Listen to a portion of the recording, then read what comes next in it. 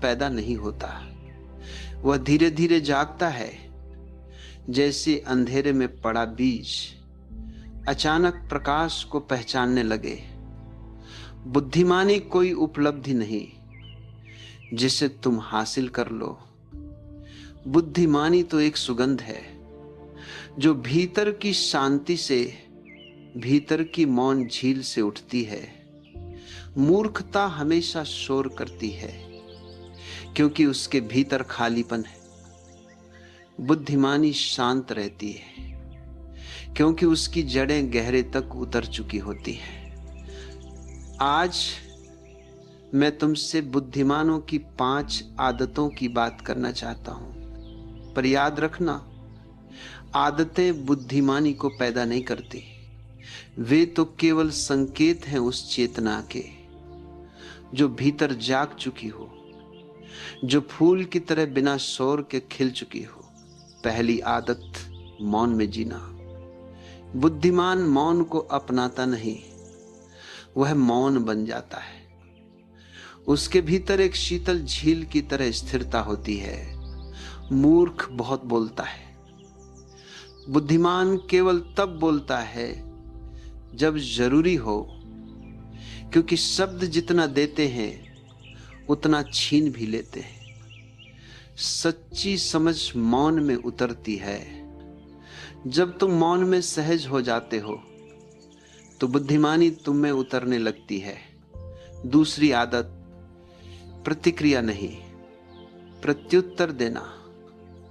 बुद्धिमान किसी बात पर तुरंत उछलता नहीं, वो पहले देखता है, क्या समझता है, फिर जवाब देता है। मूर्ख प्रतिक्रिया में जीता है, बिना देखे, बिना सोचे। बुद्धिमान प्रत्युत्तर में जीता है, जागरूकता से।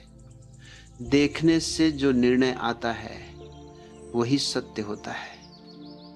जो निर्णय जल्दबाजी से आता है वो सिर्फ अहंकार होता है। तीसरी आदत, अकेलेपन का रस जानना। बुद्धिमान अकेलेपन से घबराता नहीं, वह अकेलेपन को उत्सव की तरह जीता है।